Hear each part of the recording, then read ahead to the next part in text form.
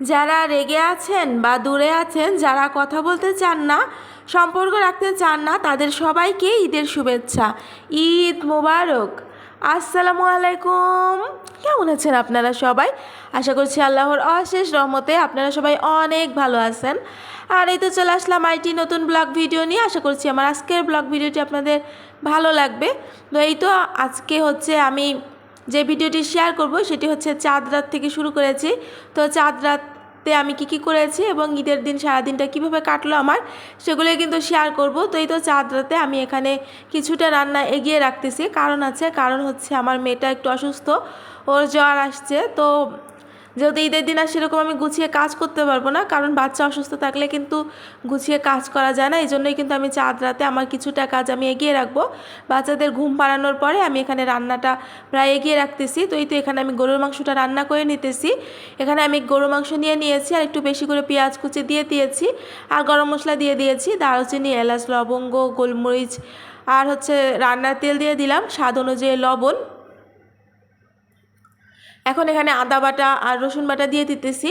তো ঈদের সময় যেহেতু আমরা যে যার পছন্দ অনুযায়ী বা মাপ অনুযায়ী মাংসটা রান্না করি, এজন্য কিন্তু মশলার মাপটা আমি বলে দিলাম না।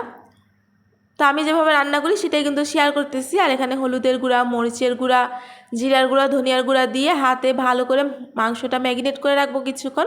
তারপরে আস্তে ধীরে মাংসটা রান্না করে নিব। তো আমার প্রিয় প্রিয় আপু ভাইয়ারা, আপনারা সকলে কেমন আছেন অবশ্যই কমেন্ট করে জানাবেন।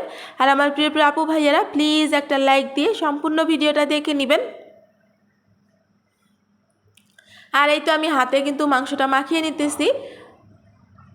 তো গরুর মাংস কিন্তু হাতে মাখিয়ে রান্না করলেও অনেক বেশি মজা হয়।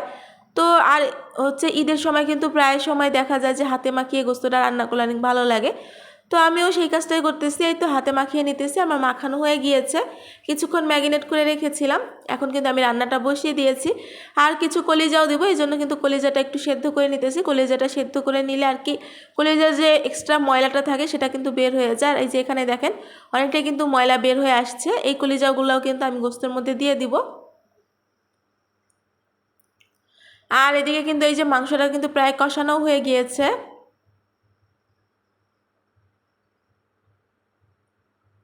আর মাংসটা আমি আলু দিয়ে রান্না করব। তো আমার প্রিয় আপু ভাইয়ারা, আজকে যারা নতুন আমার চ্যানেলটি ভিজিট করবেন, প্লিজ আমার চ্যানেলটি সাবস্ক্রাইব করে আমার পাশেই থেকে যাবেন। আর যারা যারা আমার চ্যানেলটি সাবস্ক্রাইব করে আমার পাশে আছেন, তাদেরকে আমার মন থেকে অনেক ধন্যবাদ এবং তাদের প্রতি অনেক দোয়া রইল। আর এদিকে কিন্তু আমি কলিজা আর আলুও দিয়ে দিয়েছি, মাংসটার জন্য ঝোলের পানিও দিয়ে দিয়েছি। আস্তে আস্তে হয়ে যাবে। আর আমি কিন্তু রান্নাটা পুরাই করে নিতেছি। আমি রান্নাটা করে গোস্তটা যখন ঠান্ডা হবে নর্মাল ফ্রিজে রেখে দিব, ঈদের দিন বের করে গরম করে নিব। আর গরুর মাংস তো গরম করে খেতে অনেক বেশি মজা লাগে। আর এদিকে আমি হচ্ছে রোস্ট রান্না করব, এই জন্য কিন্তু রোস্টের জন্য যে মশলাটা আছে সেটা কষিয়ে নিতেছি। রোস্টের রেসিপি আর সেরকম শেয়ার করলাম না, আমার প্রিয় প্রিয় আপু ভাইয়ারা অনেক সুন্দর সুন্দর রান্না করতে পারে। আর যেহেতু বাচ্চা অসুস্থ বাচ্চা নিয়ে কোনো মা বাবাই কিন্তু সেরকমভাবে গুছিয়ে কাজ করতে পারে না।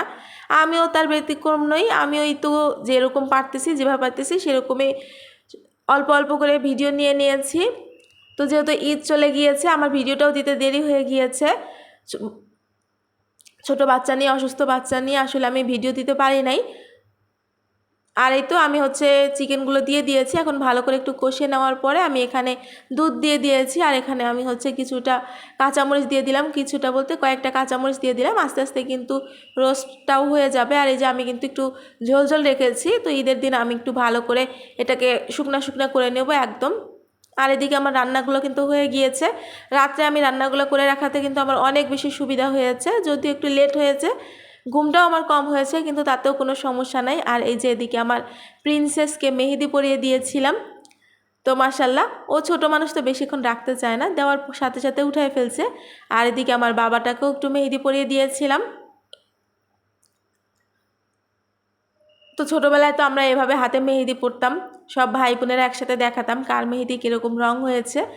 আর এই যে আমার ফাঁকা হাত, শূন্য হাত, মেহেদি ছাড়া হাত, এখন আর মেহেদি দিতে ভালো লাগে না। সময়টা কেমন জানি হয়ে গিয়েছে। এই তো মেহেদি পরতেও ইচ্ছা করে না, নতুন জামা পরতেও ইচ্ছা করে না। আর যেহেতু কোথাও যাওয়া হয়নি আর আত্মীয় স্বজনরাও আসবে না, আর দেশের বাড়িতে যদি ঈদ করতাম তাহলে হয়তো বা একটু ইচ্ছে করতো, কিন্তু যেহেতু একা একা ঈদ করা হইতেছে সেজন্য কিন্তু আর এসব করতে ইচ্ছা করে না। আর এদিকে একটু তরমুজ কেটে নিয়েছিলাম, তো তরমুজও খেয়ে নিয়েছি। আর এটা হচ্ছে ঈদের দিন সকালবেলায় সেমাই রান্না করে নিয়েছি একটু। তো যেহেতু বাচ্চারা সেমাই খাবে না বা হচ্ছে পায়েসও খেতে চায় না, এই জন্য কিন্তু শুধু মিষ্টি আইটেম একটাই করেছি সকালবেলা, আর কিছুই মিষ্টি আইটেম করি নেই, শুধু সেমাই রান্না করে নিয়েছি। আর সেমাই কিন্তু আমার অনেক ভালো লাগে। এই তো এখানে সেমাই রান্না করে নিয়েছি, আর সেরকম কিছুই করি নাই।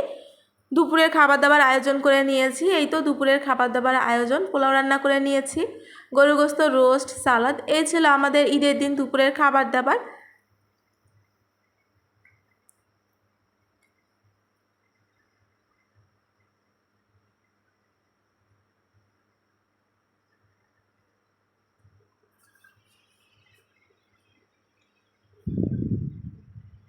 আর এই তো খাবার দাবার আয়োজন করে খাবারগুলোও খেয়ে নিয়েছি। আর আপনারা সবাই আমার মেয়ের জন্য দোয়া করবেন, ও যেন খুব তাড়াতাড়ি সুস্থ হয়ে যায়। আসলেই ভালো জ্বর এসেছে, অনেকটা জ্বর এসেছে। তো বাচ্চা যখন অসুস্থ থাকে মায়ের কিন্তু কোনো কাজেই মন বসে না, কোনো কিছুই ভালো লাগে না, মেয়েটার পিছনেই সবটা সময় থাকতে হয়। আর ছোটো বাচ্চা যখন অসুস্থ হয় তখন কিন্তু মায়ের কাছেই বেশি থাকতে চায়। তো বাচ্চা অসুস্থ নিয়ে কাজ করা, সব কিছু সামলে ওঠা কিন্তু অনেক বেশি কষ্ট।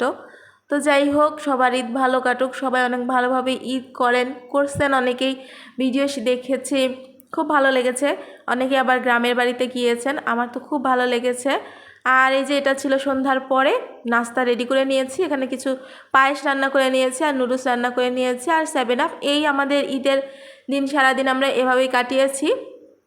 যদিও একটু বাইরে যেতাম, যেহেতু মেয়ে অসুস্থ সেহেতু কিন্তু আর বাইরে যাওয়ার প্ল্যান রাখি নেই, কারণ অসুস্থ বাচ্চা নিয়ে গেলে ও এমনিতেই খারাপ লাগবে। আর আজকের ব্লগ ভিডিওটা কিন্তু আর বেশি বড় করব না, এ পর্যন্তই রাখবো। সবাই ভালো থাকবেন, সুস্থ থাকবেন। আসসালামু আলাইকুম, আল্লাহ হাফেজ।